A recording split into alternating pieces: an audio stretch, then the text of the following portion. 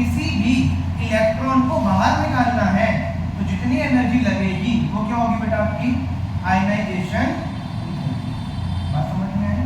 मतलब अगर आपको किसी भी वैलेंस इलेक्ट्रॉन को, लास्ट क्लास में मैंने वैलेंस इलेक्ट्रॉन के बारे में बता दिया था, आखिरी शेल का जो इलेक्ट्रॉन होता है, राइट। तो जो आखिरी शेल का जो इलेक्ट्रॉन है उसको निकालने में जितनी एनर्जी लगेगी वो आपका क्या होगा आयनाइजेशन एनर्जी। क्या इतना क्लियर हो गया सभी को? अच्छा, एक जगह और इसमें मैं ऐड ऑन करूंगा, क्या कहां से निकालने हैं, ठीक है, उसके गैसियस एटम। जैसे फॉर एग्जांपल हमारे पास बेटा सोडियम होता है, तो सोडियम सॉलिड फॉर्म में बोलो, ठीक है। आप क्या करोगे, आप पहले इस सोडियम को कन्वर्ट करोगे Na गैस के अंदर, किसमें, गैस के अंदर। अब आप इसमें से वो इलेक्ट्रॉन को बाहर निकालेंगे। बात समझ में आई? तो क्या लिखेंगे आप, gives Na plus gas form में, मतलब बेसिकली चाहे तो मान लो कि बाहर निकल गया है एक इलेक्ट्रॉन, मैंने प्लस लगा दिया, क्लियर। आप चाहे यहाँ पे लिख लीजिए माइनस इलेक्ट्रॉन, क्लियर हो गया है ना। तो एग्जैक्टली अगर हम लोग आयनाइजेशन एंथैल्पी की बात करें तो वो क्या होती है, the energy required to remove an electron from its gaseous isolated gaseous atom is called ionization enthalpy or ionization energy. Is it Leena की रूपी से, ठीक है। Fr मैंने इसके लिए है क्योंकि Fr जो है ना आपका थोड़ा सा रेडियो एक्टिव एलिमेंट है, तो अगर मैं लिखूंगा तो भी कोई दिक्कत है, नहीं लिखूंगा तो भी कोई दिक्कत नहीं। बात समझ में आई? अच्छा, देखो बेटा आयनाइजेशन एंथैल्पी में क्या बोला कि आपको ना इलेक्ट्रॉन को निकालना है, क्लियर, इलेक्ट्रॉन को निकालना है। अच्छा, कौन सा इलेक्ट्रॉन जाएगा मुझे बताओ, आखिरी वाले को क्या बोलते हो, वैलेंस इलेक्ट्रॉन, जो आखिरी वाला इलेक्ट्रॉन है वो जाएगा, ठीक है। अच्छा, अगर मैंने उस इलेक्ट्रॉन को बहुत अच्छी तरीके से पकड़ के रखा हुआ है तो क्या उसको निकालना आसान है कि मुश्किल है? मुश्किल है, ब्रांच में ले जाओ, है ना। क्या बोला मैं कि अगर इलेक्ट्रॉन को टाइटली पकड़ के रखा है, निकालना आसान है कि मुश्किल? मुश्किल है। बात समझ में आई? अच्छा, एक बात बताओ, जो छोटे साइज वाला होगा उसको न्यूक्लियस अच्छे से पकड़ के रखेगा या जो बड़े साइज वाला होगा उसको न्यूक्लियस अच्छे से पकड़ के रखेगा?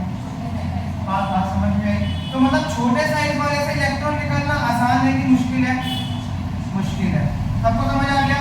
तो ऊपर से नीचे जाने पे साइज बढ़ता है कि घटता है? बढ़ता है। बात समझ आई?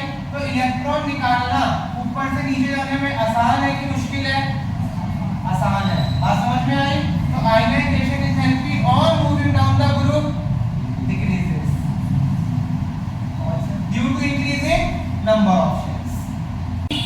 अभी हम लोग लिखेंगे बेटा क्या, इसकी इलेक्ट्रॉनिक कॉन्फ़िगरेशन, ठीक है। आखिरी वाली, कौन सी वाली? आखिरी वाली, ठीक है। तो आखिरी वाली के लिए ये कौन सा शेल में आएगा, लिथियम का आखिरी वाला शेल नंबर बोलो, फर्स्ट है सेकंड?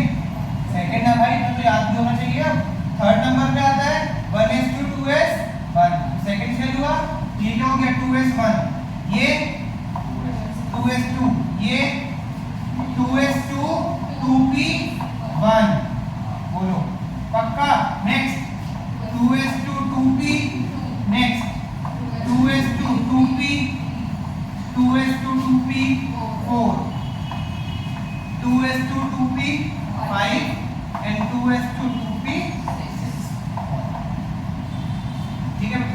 अच्छा, आयनाइजेशन मतलब अपन को इलेक्ट्रॉन निकालना है, ठीक है। मुझे बताओ इसमें से कहां से इलेक्ट्रॉन जाएगा, पहले हम इसकी बात करते हैं, इसके बाद कहां से इलेक्ट्रॉन जाएगा, बोलो जल्दी बोलो।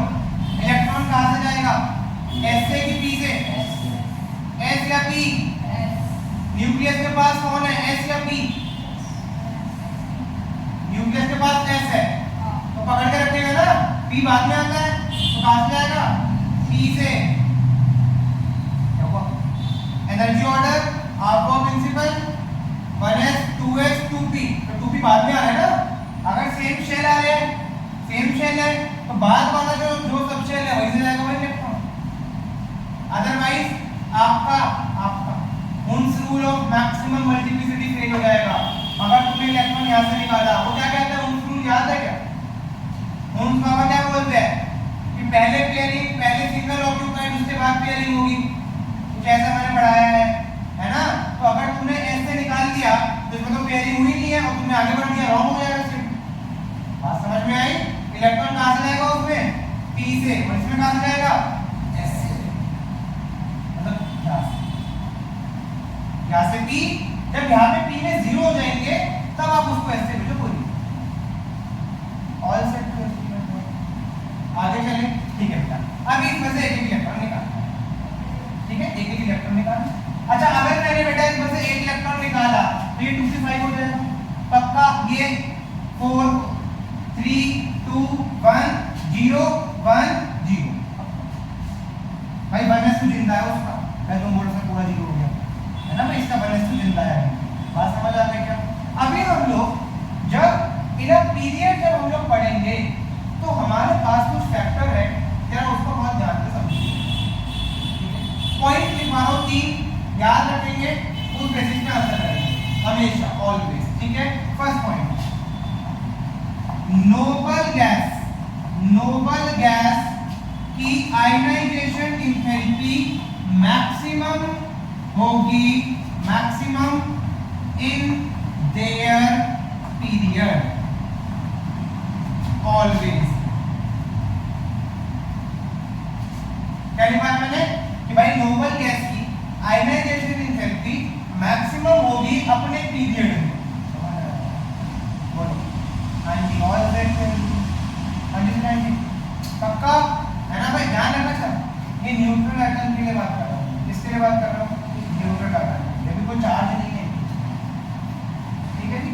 अगर आप चाहो तो हम इसको और भी इजीली भी कर सकते हैं। अगर और इजीली सुनना चाहते हो तो ये है भाई कि जो फुल्ली फिल्ड है, आप ध्यान से देखो, लास्ट वाला जो न्यून है, S में मैक्सिमम 2 इलेक्ट्रॉन आते हैं, P में 6 आते हैं, तो S2 और 6 पूरा फुल्ली फिल्ड है कि नहीं है? बोलो, फुल्ली फिल्ड कॉन्फ़िगरेशन है कि आयनाइजेशन एंथैल्पी अपने पीरियड में हमेशा मैक्सिमम होगी। क्यों भाई? फुल्ली फिल्ड है, अच्छा खासा स्टेबल होगा, बोलो आगे ना, अच्छा खासा स्टेबल होगा। इलेक्ट्रॉन निकालना आसान है कि मुश्किल है? बहुत मुश्किल है भाई, पकड़ के रखेगा वो अच्छे तरीके से। बोलो बात समझ में आई कि नहीं आई? है ना। अगर कोई बंदा स्ट्रांग है, तुम चले उससे क्या पंगे लेने? पॉसिबल है क्या भाई? पॉसिबल नहीं है कि तुम उसे हिला भी पाओ। बात समझ में आ गई? तो वही चीज है। क्लियर हो गया? ये क्लियर हो गया है ना? First point clear. सेकंड समझेंगे। सेकंड क्या है बेटा? Stable configuration. मैं क्या बोल रहा हूं? Stable configuration, electronic configuration stable है, नॉट लाइक नोबल गैस, मतलब नोबल गैस जैसी नहीं है, ठीक है। स्टेबल है, नोबल गैस जैसी नहीं है। ऐसे में कौन सी आती है? बोलो, हाफ फेल्ड वाले हैं। तो भाई ये भी है इसमें S2 फुल्ली फिल्ड है कि नहीं है? बट क्या ये नोबल गैस है? बात समझ में आ गई? तो stable configuration, not like noble gas, noble gas जैसे नहीं है, ठीक है। उनकी आयनाइजेशन एंथैल्पी अपने नेबर से ज्यादा होगी। किससे ज्यादा होगी? अपने नेबरों से ज्यादा होगी। बस पूरी टेबल में नहीं, केवल अपने नेबर से ज्यादा। और पक्का यहाँ पे क्या लिखोगे आप? डेल्टा आई किससे ज्यादा होगी? More higher than its neighbour. Left right दोनों से, हाँ लेफ्ट राइट दोनों से, बिल्कुल। अभी मुझे समझ आ गया, तो क्लियर हो जाएगा। 2 पॉइंट क्लियर है क्या भाई? बस ये 2 ही पॉइंट कंडीशन है, सीख लेंगे, ठीक है। अच्छा एक और मुझे बात बताओ, अभी जैसे हम लोगों ने पढ़ा था कि बेटा अगर छोटा साइज है, इलेक्ट्रॉन निकालना मुश्किल है कि आसान है? मुश्किल है। अच्छा ऐसे जाने पे साइज बढ़ता है कि घटता है? डिक्रीज और इंक्रीज? डिक्रीज। तो ऐसे जाने पे आयनाइजेशन एंथैल्पी डिक्रीज करेगी, सॉरी इंक्रीज करेगी। बोलिए क्या? अरे इसमें है बेटा, मैं इसकी बात कर रहा हूँ। उसमें साइज बढ़ रहा है, इसमें साइज घट रहा है। बोलो इसमें क्या है बेटा? हाँ इसको मैं दोबारा, ठीक है। इधर देखो जरा, ऐसे जाने पे आपका साइज क्या हो रहा है इसमें, डिक्रीज या इंक्रीज, डिक्रीज, ठीक है। तो अगर साइज डिक्रीज हो रहा है तो इलेक्ट्रॉन को निकालना मुश्किल या आसान, मुश्किल, तो आयनाइजेशन एंथैल्पी बढ़ेगी, मतलब एनर्जी ज्यादा लगेगी निकालने के लिए, समझ आया, पक्का। तो आप क्या बोल सकते हो बेटा कि जो आपकी आयनाइजेशन एंथैल्पी है वो इनवर्सली प्रोपोर्शनल है किसके, साइज, या ज्यादा तो आयनाइजेशन एंथैल्पी कम, लेकिन कहां पे, उसमें भी रखे तो वो, हाँ दोनों भी वैल्यू कर रहा है, तो कोई दिक्कत नहीं है, बोलो पक्का क्लियर है। लेकिन जब साइज फेल हो जाएगा ना तब ये दोनों फैक्टर अप्लाई करेंगे, क्या बोलते हैं, अभी करते हैं ना, समझ आएगा, बोलो हमेशा ऑल सेट, अभी बाकी लोग आगे बढ़े क्या, चलिए अब हम इसको ऑर्डर अरेंज करने वाले हैं, ठीक है जी, इस पूरे को ऑर्डर अरेंज करेंगे कि क्या ऑर्डर होगा, आयनाइजेशन कैसे ऑर्डर, ठीक है, स्टार्ट करते हैं। अभी निकालेंगे ना, हमें यहाँ से निकालना है, तो निकालने के बाद वो 2p5 हो जाएगा, अभी निकालेंगे, हाँ क्यों निकालना है, अगर कोई भी रिएक्शन जैसे मेटल है तो मेटल की कोई प्रॉपर्टी होती है कि जो लूज है इलेक्ट्रॉन तो उसको कुछ एनर्जी चाहिए, तो वो एनर्जी आयनाइजेशन देती है। कोई रिएक्शन आप करवा रहे हो जो कि 12th में आएगी, आपको इलेक्ट्रॉन निकालना पड़ेगा, इलेक्ट्रॉन जब करवाने के आपको किसी को इलेक्ट्रॉन देना है तो इलेक्ट्रॉन निकालोगे तो भाई एनर्जी चाहिए होगी, इन इलेक्ट्रॉन के जाने से बॉन्ड फॉर्मेशन होते हैं, बहुत सारी चीजें अगले चैप्टर में आने वाली है, अगले स्टेप में देखेंगे, जो इसी का जब मैं इसको अपडेट कर दूंगा क्वेश्चन, ठीक है, स्टेप बाय चलेंगे, ज्यादा अच्छा लगेगा। चलो इतना क्लियर, मूव करें, चलिए मुझे बताइए फटाफट, सबसे ज्यादा आयनाइजेशन एंथैल्पी आपको किसकी लग रही है, किस बेसिस पे कह रहे हो, साइज के बेसिस पे या इस बेसिस पे, फर्स्ट पॉइंट और सेकंड पॉइंट दोनों वैलिड है, नोबल गैस वाला पॉइंट बोल रहे, पक्का डन। भाई डाउट आए ना पूछ लेना, और अगले वाला ऑर्डर तुम लोगों को सेट करना है, पहले बता रहा हूं, क्लियर। चलिए तो सबसे ज्यादा कौन, नियोन, नियोन मैक्सिमम है। चलिए बेटा नियोन के बाद आइए, क्या नियोन के बाद जो फ्लोरीन है या ऑक्सीजन है, क्या इसमें कोई, इन दोनों में चेक करो, क्या इन दोनों में कोई ऐसा कॉन्फ़िगरेशन आ रहा है, या तो नोबल गैस जैसा हो या फिर स्टेबल हो, नोबल गैस जैसा ना हो, क्या है, क्या दोनों में किसी में भी है, नहीं है, बात समझ में आई। तो यहाँ पर क्या चेक करोगे, साइज, हाँ यार, तो पहले रूल देते हैं वो, हाँ वो तुझे समझ आ रहा है, तुमको समझा दूंगा, बोलिए सेट है, तो इसके बाद कौन आएगा,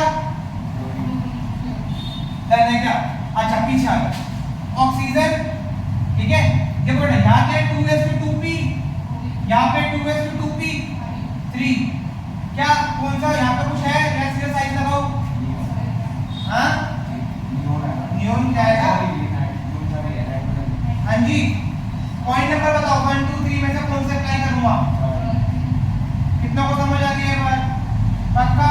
थर्ड वाला क्यों बेटा, हाफ फील्ड दिख रहा है क्या, पी हाफ फील्ड है, ये फुली फील्ड है, तो स्टेबल कॉन्फ़िगरेशन है पर नोबल गैस जैसा नहीं है, क्या लिखा है वो अपने पड़ोसियों से ज्यादा, पड़ोसी कौन है इसका, कार्बन एंड ऑक्सीजन, उन दोनों से ज्यादा होगी, ठीक है भाई।